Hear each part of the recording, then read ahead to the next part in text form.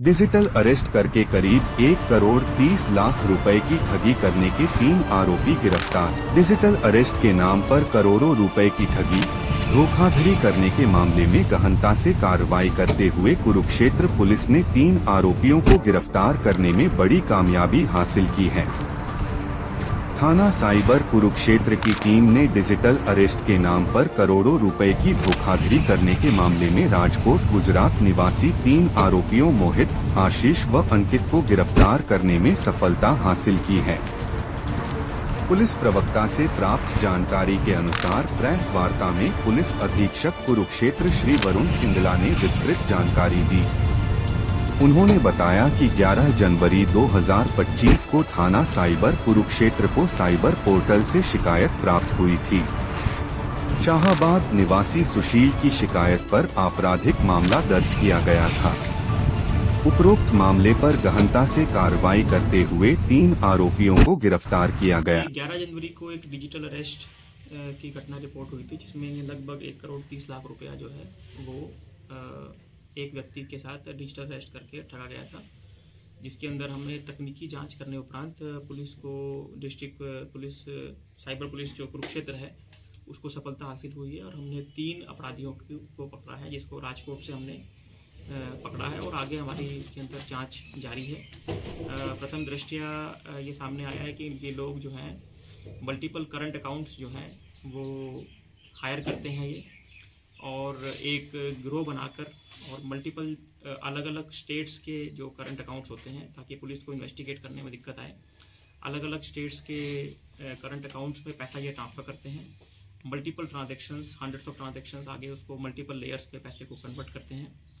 ताकि पुलिस को जांच में मल्टीपल स्टेट्स के अंदर विजिट करना पड़े और टाइम ज़्यादा लगे और सॉल्व ना कर पाएँ। लेकिन इनके पीछे जो है तकनीकी जांच करके पुलिस ने इसके अंदर जो मुख्य आरोपी थे, जिनके अकाउंट्स में पैसे ये ट्रांसफ़र हुए थे और जो कि इसमें एक्टिवली इन्वॉल्व थे, वो गिरफ्तार हुए हैं। उससे काफ़ी अच्छी इन्फॉर्मेशन आगे केस के अंदर मिली है, जिसके अंदर जो अन्य लोग इन्वॉल्व हैं उनके बारे में सूचना मिली है, जिस पे हमारी रेड जारी है और जल्द ही हम उनको भी पकड़ने में कामयाब होंगे। सर, ये डिजिटल जो बताया है, क्या ये कोई कानून है या कोई एक्ट है कुछ, जैसे डिजिटल अरेस्ट में जो ऐसे रखते हैं? देखिए, डिजिटल अरेस्ट अगर टर्म की बात करें तो बेसिकली ये जो मोबाइल के जरिए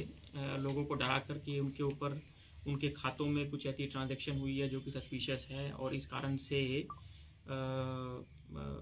वो उनके हिरासत में हैं और उनको अपना फ़ोन ऑन रखना है और लगातार उनके संपर्क में रहना है और वो अपने पैसे जो हैं उनके खातों में ट्रांसफ़र कराते हैं डरा धमका के उनको। वो उनको अधिकतर सीबीआई, ईडी और इंटरपोल इत्यादि नामों पर उनको धमकाते हैं, कस्टम्स डिपार्टमेंट का बोलकर धमकाते हैं कि उनके आधार कार्ड का मिसयूज़ हुआ है। तो इस प्रकार से ये झांसे में लेते हैं अपने विक्टिम को और उसको अपने कॉन्फिडेंस में लेने के बाद ये उससे उसके खाते से पैसे ट्रांसफ़र करवाते हैं कि ये ऑन द प्रिटेक्स्ट कि आपके पैसे हमने चेक करने हैं कि ये पैसे आपके कहीं इन्वॉल्व तो नहीं है, और विक्टिम कहीं ना कहीं बिना किसी से डिस्कस किए वो पैसे ट्रांसफ़र कर देते हैं और जिससे पूरी घटनाएं होती हैं। और इसके अंदर जिस तरह से अकाउंट्स ये लोग यूज़ करते हैं, मल्टीपल स्टेट्स के यूज़ करते हैं, ये एक बड़ी हिंड्रेंस बन जाती है पुलिस के लिए कि डिफरेंट स्टेट्स के अकाउंट्स यूज़ करते हैं और फिर बहुत सारी ट्रांजेक्शन उसमें layer 1, layer 2, layer 3, layer 4, hundreds of transaction हो जाती हैं, और जिससे कि पुलिस के लिए इन केसेस को ट्रेस करना मुश्किल होता है। लेकिन लगातार जो है पुलिस गहराई से जब जांच कर रही है तो इन अपराधियों की धरपकड़ हो रही है, और मैं आपके माध्यम से भी सभी जिलावासियों से भी अपील करूंगा कि इस प्रकार का कोई भी कॉल आए और कोई भी आपको बोले कि आप मोबाइल के माध्यम से आप जो है उनकी हिरासत में हैं, ऐसा कोई कानून नहीं है कि आप मोबाइल के माध्यम से किसी को अपनी हिरासत में रख सकें। तो इस प्रकार के झांसे में ना आए और तुरंत उसकी सूचना जो है डायल 112 पे दें और उस कॉल को जो है आप डिस्कनेक्ट करें, सो दैट आप उनके झांसे में ना आए और आप किसी भी तरह से अपने पैसे जो हैं वो उनको ट्रांसफ़र ना करें। सर, मोस्टली देखने जाते हैं डिजिटल अरेस्ट में तब तक लोग पुलिस को कॉल करते हैं, पैसा ट्रांसफर हो जाता है और 1 घंटा नहीं, कम से कम 6-6, 7-7 घंटे ऐसे हरियाणा में मामले आ रहे हैं, 6-6 घंटे 7-7 घंटे डिजिटल अरेस्ट कर रखा जाता है और पीड़ित परेशान हो जाते हैं। उनके लिए खास आप जिले के कप्तान है, क्या रहेगा खास मैसेज? देखिए, जहाँ तक अगर आप एनालिसिस की बात करें, सभी जो डिजिटल अरेस्ट के जो विक्टिम्स हैं खास तौर पर वो पढ़े लिखे भी हैं और उनके पास अकाउंट्स में पैसे भी होते हैं, जब भी वो इतने हैवी अमाउंट जो है वो ट्रांसफ़र कर पाते हैं।